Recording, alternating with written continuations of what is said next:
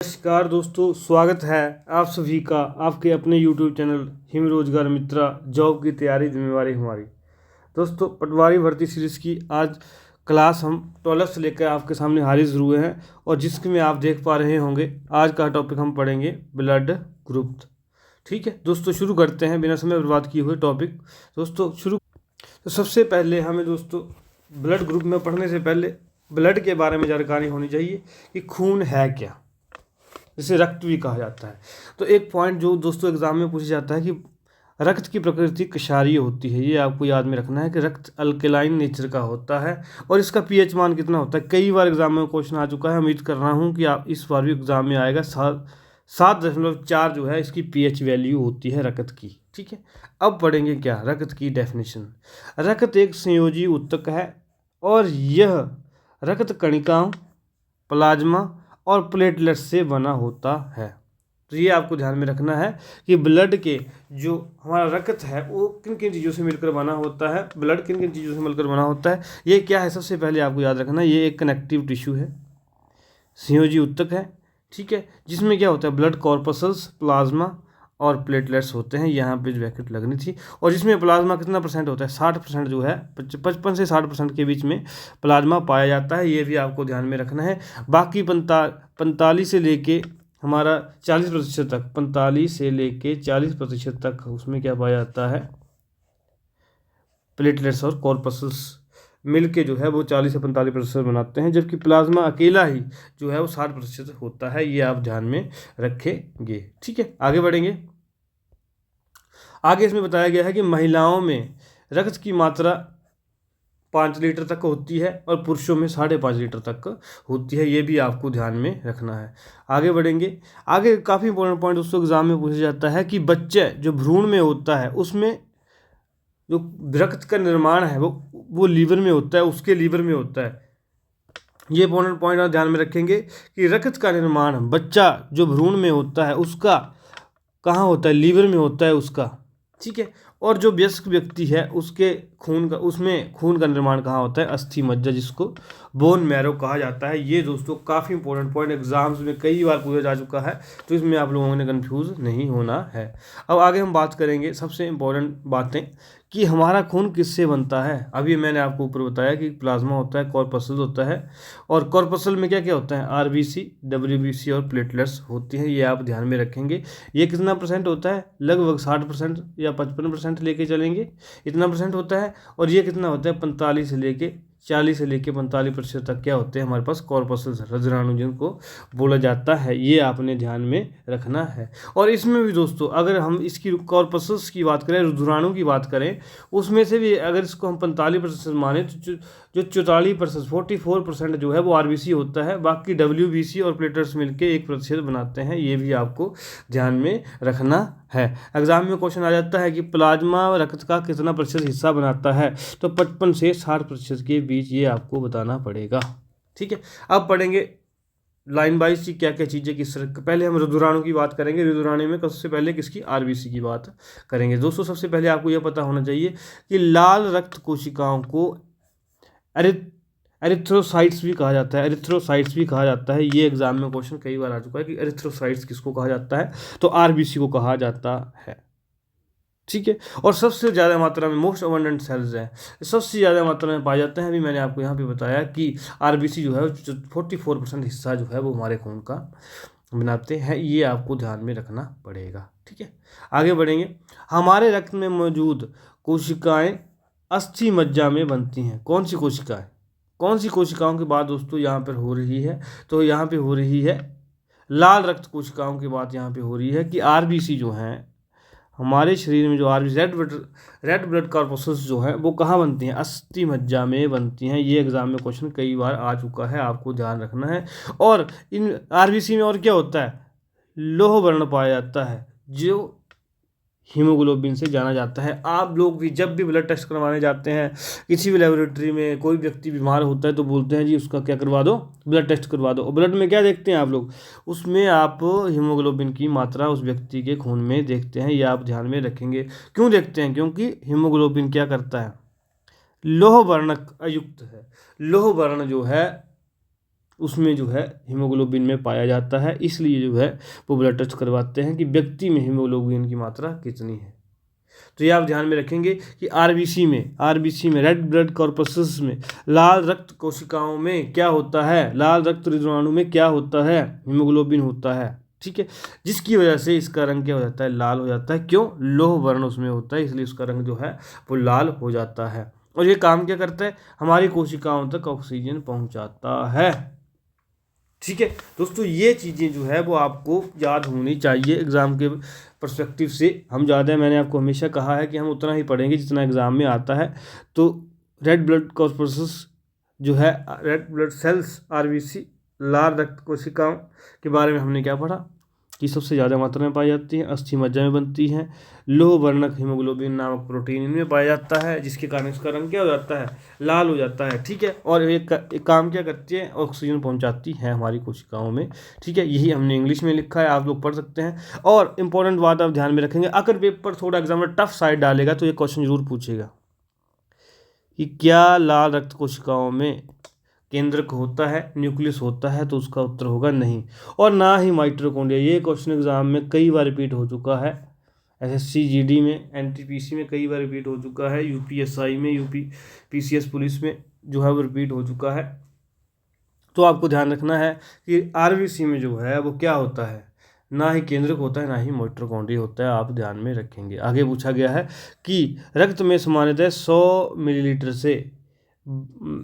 Millilitre में रक्त में 12 से 15 ग्राम हीमोग्लोबिन पाया जाता है, ये आप ध्यान में रखेंगे। और इसकी कमी, अगर हीमोग्लोबिन की कमी, आप सभी को पता है, अगर हीमोग्लोबिन की कमी हमारे शरीर में हो जाए तो उसको क्या कहा जाता है, एनीमिया कहा जाता है, ये आप ध्यान में रखेंगे। और ये रेंज भी आपको ध्यान में रखेंगे दोस्तों। ये वही रेंज है जो आप लोग आपस में बात करते हैं कि भाई आज तेरा ब्लड टेस्ट हुआ, कितना आया, अरे 12.5 आया, 13.5 आया, वो यही रेंज है वो। ठीक है, ये आप ध्यान में रखेंगे। वो क्या देखते हैं, सिर्फ हीमोग्लोबिन की मात्रा जो है वो देखते हैं, और हीमोग्लोबिन की कमी क्या कहते हैं, एनीमिया। ठीक है, आगे बढ़ेंगे। अब यहाँ पे दी गई है परफेक्ट जो हमारे पास रेंज है। मेल में हीमोग्लोबिन की रेंज क्या होती है, 14 से 18 ग्राम पर डेसीलीटर। ठीक है, और फीमेल में, महिला में 12 से 16 ग्राम पर डेसीलीटर। ठीक है, ये आप ध्यान रखेंगे, एग्जाम में क्वेश्चन इससे भी आया है। ठीक है, आगे बढ़ेंगे। और लाल रक्त कोशिकाओं का औसत जीवन काल लगभग 4 महीने होता है, ये भी एग्जाम में क्वेश्चन कई बार आ चुका है, 120 दिन। ठीक है, ये आप ध्यान में रखेंगे। और जो हमारे लाल रक्त कोशिकाएं हैं, आरबीसी हैं, उनका विनाश कहाँ होता है, यकृत और प्लीहा में होता है। ठीक है, लीवर और स्प्लीन में होता है, इसलिए ये काफ़ी इंपॉर्टेंट है। प्लीहा को लाल रक्त कोशिकाओं की कब्र कहा जाता है। एग्जाम में क्वेश्चन कई बार आ चुका है, यहाँ पे थोड़ा सा डिस्टेंस होना था, प्लीहा है सिर्फ ये। ठीक है, प्लीहा को नहीं है, ये आप ध्यान, अभी 1 मिनट रुक जाओ, अभी कर ही देता हूँ इसको। प्लीहा, अब ठीक रहेगा। अब देखो, प्लीहा को लाल रक्त कोशिकाओं की कब्र कहा जाता है, ये आप ध्यान में रखेंगे। एग्जाम में क्वेश्चन कई बार आ चुका है कि किसको जो है वो लाल रक्त कोशिकाओं का क्या कहा जाता है, कब्र कहा जाता है, वो प्लीहा होगा। Destroyed in liver and spleen is called graveyard of RBC, ये आपने ध्यान में रखना है। एग्जाम में क्वेश्चन कई बार जो है वो देखने को मिल चुका है। उम्मीद कर रहा हूँ कि आप लोगों को ये इंपॉर्टेंट फैक्ट्स जो है हिमरोजगार मित्रा की सहायता से मिल रहे हैं, और आपको एग्जाम में अन्य बच्चों से आगे निकलने में सहायता करेंगे। तो दोस्तों, ये सब चीज़ें थी किसके बारे में, आरबीसी के बारे में। अब बढ़ेंगे डब्ल्यूबीसी की तरफ। ठीक है, तो डब्ल्यूबीसी में सबसे पहले आपको क्या होना चाहिए पता, कि इसको ल्यूकोसाइट भी कहा जाता है। ठीक है, और आरबीसी को क्या कहा जाता है, यहाँ मैंने आपको सबसे पहले वही मार्क करवाया था, एरिथ्रोसाइट कहा जाता है। और इसको क्या कहा जाता है, डब्ल्यूबीसी को ल्यूकोसाइट, ये आप ध्यान में रखेंगे। यह क्या है, प्रतिरक्षा प्रणाली का हिस्सा है, इम्यून सिस्टम का हिस्सा है, बीमारियों से बचने के सिस्टम का हिस्सा है। ठीक है, और जो क्या करता है, डिस्ट्रॉय, खत्म कर देता है, रोग जनकों, संक्रामक कारकों को समाप्त कर देता है, ये आपने ध्यान में रखना है। Destroy infectious agents called pathogens. Pathogens मतलब रोगजनक, जो रोगजनक होते हैं उनको जो है वो समाप्त कर देता है, ये आपने ध्यान में रखना है। कौन है, डब्ल्यूबीसी। ठीक है, अब आगे जो 3 इंपॉर्टेंट बातें एग्जाम में हर बार पूछी गई हैं, ये तो मैं आपको स्टार मार्क करूंगा, कि श्वेत रक्त कणिकाएं जो होती हैं, डब्ल्यूबीसी जिनको कहा जाता है, इनमें केंद्रक होता है। ऊपर हमने बात की थी कि आरबीसी में क्या होता है, केंद्रक नहीं होता है। लेकिन उसमें हीमोग्लोबिन होता है, इसमें हीमोग्लोबिन नहीं होता। किसमें? वाइट ब्लड सेल्स में, ठीक है। और ये क्या होती है? रंगहीन होती है। ये 3 चीज़ें दोस्तों एग्जाम में कई बार जो है पूछी जा चुकी हैं, आप सभी लोगों को याद करनी पड़ेंगी। आरबीसी में अगर हम यहीं पर कंपैरिजन ड्रॉ कर लें जो मैंने अभी तक आपको पढ़ाया, यहाँ पे मैं आरबीसी लिख दूँ, अगर रेड ब्लड सेल्स यहाँ पे लिख दूँ तो उसमें केंद्रक होता है, इसमें क्या होता है? नहीं होता है, ठीक है। इसमें हीमोग्लोबिन होता है, इसमें नहीं होता है। ये रंगहीन है, ये इसका तो कलर कौन सा है? रेड, नाम में ही रेड है, ठीक है। तो ये कंपैरिजन आपको हमेशा एग्जाम में पूछा जाता है, ये आपने ध्यान में रखना है कि डब्ल्यूबीसी में क्या होता है और क्या नहीं होता है। यही इंग्लिश में लिखा गया है। यहाँ पे आगे लिखा गया है कि white cells engulf disease causing wait, चलो इंग्लिश में हिंदी में बताता हूँ। श्वेत रक्त कोशिकाएं या कणिकाएं कहते हैं इनको, उत्पन्न करने वाले जीवाणुओं को निगल लेती हैं। इस प्रक्रिया को फैगोसाइटोसिस कहा जाता है। ध्यान रखेंगे कि सबसे पहला पॉइंट जो मैंने यहाँ पे लिखा था, जो अगर आप लोग ध्यान से देखेंगे कि यहाँ पे हमने क्या लिखा था कि प्रतिरक्षा प्रणाली का हिस्सा है। प्रतिरक्षा प्रणाली में क्या होगा कि वो जो हमारे रोग पैदा करने वाले कीटाणु हैं उनसे लड़ेंगे तो ये क्या करेंगे? उन जीवाणुओं को निगल लेती है और उस प्रक्रिया को क्या कहा जाता है? फैगोसाइटोसिस। ये आप ध्यान में रखेंगे। आगे बढ़ेंगे दोस्तों। प्लेटलेट्स को क्या कहा जाता है? थ्रोम्बोसाइट्स।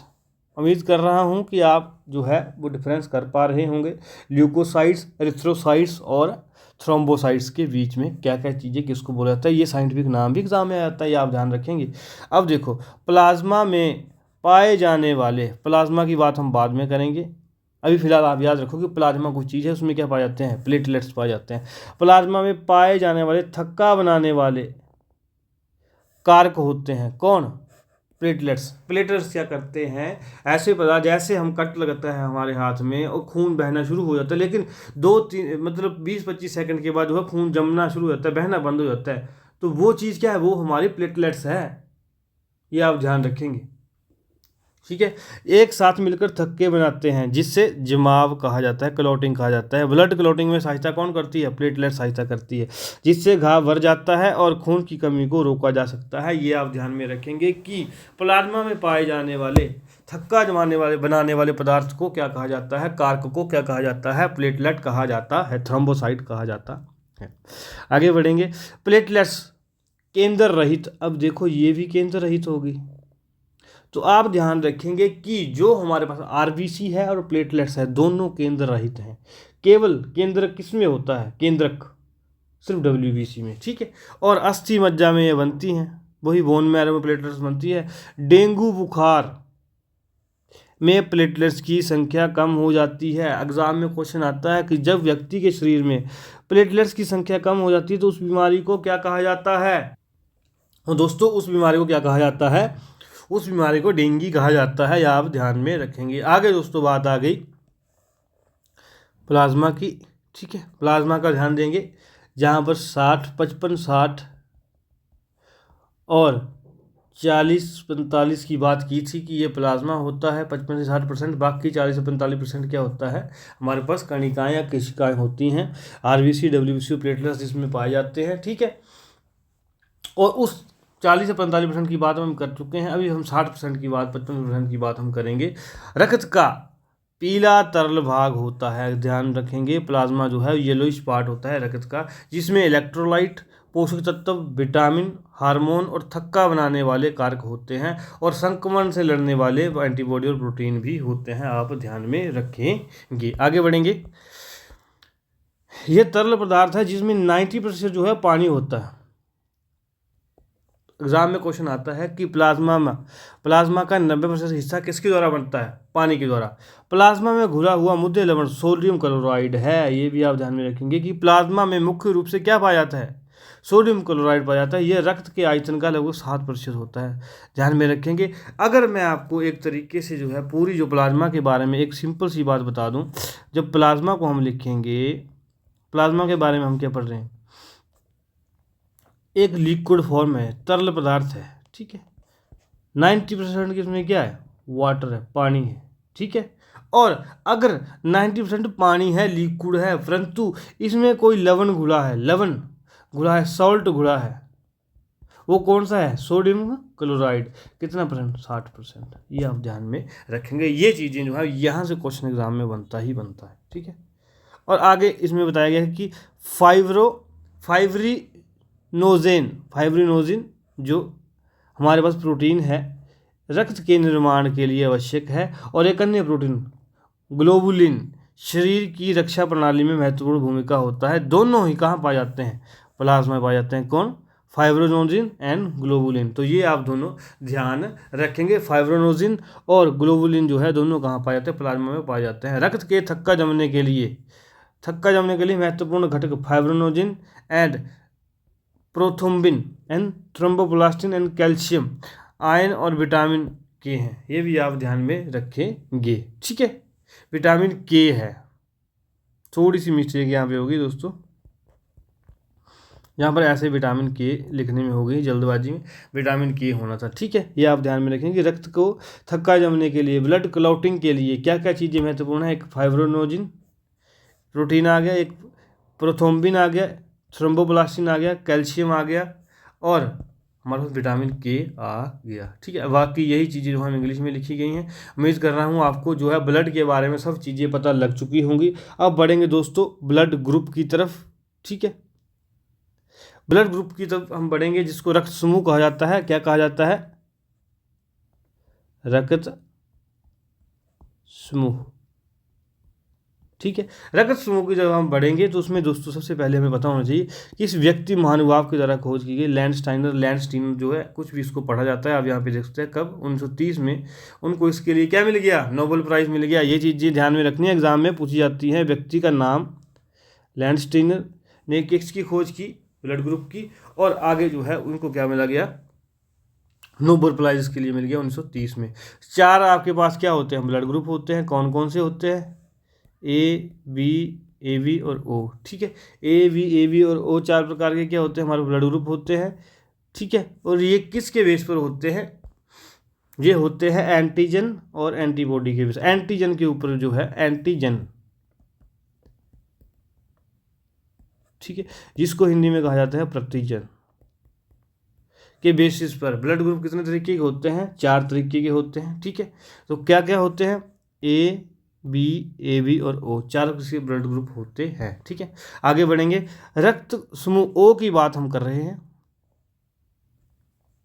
उसमें क्या बोला गया है कि कोई एंटीजन नहीं होता है, ठीक है, लेकिन एंटी ए और एंटी बी दोनों एंटीबॉडी मौजूद होती हैं। ये दोस्तों आप ध्यान में रखें कि जब भी हम ब्लड ग्रुप ओ की बात कर रहे हैं तो उसमें सबसे पहले क्या देखेंगे आप कि जब ए और बी दोनों जो है फैक्टर इसमें लिखे ही नहीं, अकेला ओ लिखा है, तो इसका मतलब ये हुआ कि ए और बी एंटीजन तो इसमें एब्सेंट होंगे। अगर ये दोनों एंटीजन एब्सेंट हैं तो इसमें एंटी ए और एंटी बी, ठीक है, एंटी बी एंटीबॉडी मौजूद होंगी। ये आप हमेशा ध्यान में रखेंगे कि जो चीज़ एब्सेंट होगी उसकी जगह दूसरी चीज़ उसमें होगी, ठीक है। तो अगर हम इसको दोबारा मैं समझाऊँ आपको कि जैसे हमने यहाँ पे बोला कि ब्लड ग्रुप ओ की हमने बात शुरू की, ठीक है, ब्लड ग्रुप ओ की हमने बात शुरू की, तो जब आप इसको देख रहे हैं तो ओ में ए या बी लिखा दिख रहा है आपको? यहाँ पर अकेला ओ ही है ना, अकेला ओ ही है, इसका मतलब इसमें ए और बी दोनों नहीं है।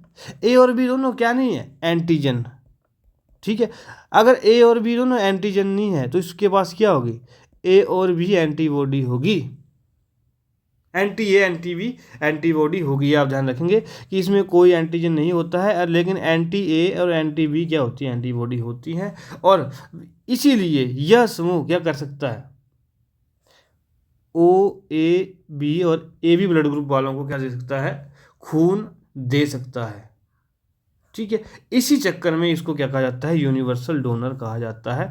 आप ध्यान रखेंगे, एग्जाम में क्वेश्चन कई बार आ चुका है। अगर एग्जाम में क्वेश्चन नहीं भी आए दोस्तों, जीवन में आप जीते हैं, खून तो आप सभी में है, तब भी आपको पता होना चाहिए, पता नहीं जीवन में कब जो है आकस्मिक घड़ी पड़ जाए, हॉस्पिटल में किसी को जो है खून की जरूरत पड़ जाए, आपको अपना ब्लड ग्रुप पता होगा और सामने व्यक्ति जो घायल है, बीमार है, उसका ब्लड ग्रुप वो है, आप सिद्ध क्या बोल सकते हैं कि भाई मैं ब्लड ग्रुप जो है वो ब्लड डोनेट कर सकता हूं क्योंकि मैं यूनिवर्सल डोनर ब्लड ग्रुप में आता हूं, ठीक है। सार्वभौमिक दाता इसको कहा जाता है। तो ये आप ध्यान में रखेंगे। और एक बात और कि केवल ओ समूह के लोगों से ही रक्त प्राप्त कर सकता है, ये आप ध्यान में रखेंगे कि ओ को जो ब्लड ग्रुप दान कर सकता है वो सिर्फ ओ कर सकता है, लेकिन ओ सबको दान कर सकता है, ओ दानी है, ठीक है, ओ दानी, ठीक है, ओ दानी है, ठीक है।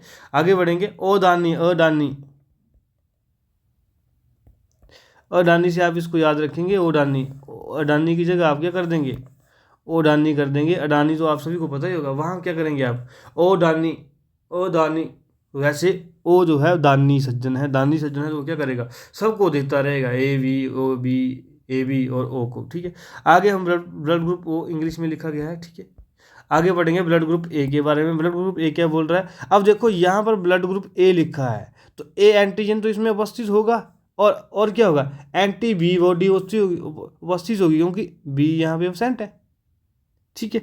तो वह ग्रुप ए और ए बी को रक्त दे सकता है, और ओ और ए से रक्त ले सकता है। दोस्तों ले सकने की बात जब भी आएगी, जब आपको ये पता लग गया कि ओ क्या है, ओ ब्लड ग्रुप क्या है, यूनिवर्सल डोनर है ब्रदर, यूनिवर्सल डोनर है। तो जब भी किसी ग्रुप में ब्लड को ले सकने की बात आएगी तो ओ सबसे पहले लिखा जाएगा, बाकी ब्लड ग्रुप खुद लिखा जाएगा अपने आप, ठीक है। ये आप ध्यान में रखेंगे। तो यहाँ पर हमने ये क्यों लिखा, अभी आपको समझ आ गया होगा कि ब्लड ग्रुप ए जो है उसमें ए एंटीजन है, ए यहाँ पर आ गया तो इसका यही एंटीजन आएगा ना, और यहाँ पे बी एब्सेंट है, इसका मतलब बी एंटीबॉडी, बी एंटीबॉडी होगी। तो ठीक है, इस तरीके से क्या हो गया कि ब्लड ग्रुप ए और ए बी को रक्त दे सकता है, और ओ और ए से रक्त ले सकता है। ऐसे ही आगे बढ़ेंगे। ब्लड ग्रुप बी की बात जब आएगी, बी में क्या होगा, बी एंटीजन होगा, और इसमें एंटी ए एंटीबॉडी होगी। अब तो आपको समझ आ चुका होगा। और ये क्या करेगा, बी और ए बी को ब्लड ग्रुप दे सकता है, और ले किससे सकता है, ओ और बी से, ठीक है। ऐसे ही आगे बढ़ेंगे, ए बी। अब ए बी में आप देखेंगे ए और बी दोनों एंटीजन है, तो इसमें कोई एंटीबॉडी नहीं होगी, कोई भी एंटीबॉडी नहीं होगी, तो वह ग्रुप ए बी को ब्लड दे सकता है, और ले किससे सकता है, सबसे, क्योंकि इसमें कोई भी एंटीबॉडी नहीं है। इसीलिए इसको क्या कहा जाता है, सार्वभौमिक ग्राही कहा जाता है, यूनिवर्सल एक्सेप्टर कहा जाता है। एग्जाम में क्वेश्चन कई बार आ चुका है, कौन सा ग्रुप यूनिवर्सल एक्सेप्टर है, ए बी। ये चीज़ें दोस्तों आपको ब्लड ग्रुप के बारे में समझनी थी। लेक्चर थोड़ा सा लंबा हो गया 20 मिनट का, लेकिन एग्जाम के लिए इंपॉर्टेंट है दोस्तों, ये चीज़ें इंपॉर्टेंट थी। अब एक फैक्टर जो है आपने हमेशा अपने ब्लड ग्रुप के साथ पढ़ा होगा, ओ पॉजिटिव, बी पॉजिटिव, ए पॉजिटिव, बी नेगेटिव, ऐसी चीज़ें ये किसके बेस पर होती है दोस्तों, आर एच फैक्टर जिसको कहा जाता है, रेह फैक्टर जिसको रीसिस फैक्टर कहा जाता है इसको, ठीक है। इसके द्वारा खोजा गया था कार्ल स्टीनर, वही जिसने ब्लड ग्रुप की खोज की थी वो, प्लस यहाँ पे एक व्यक्ति और जुड़ गया, अलेक्जेंडर वीनर, ठीक है।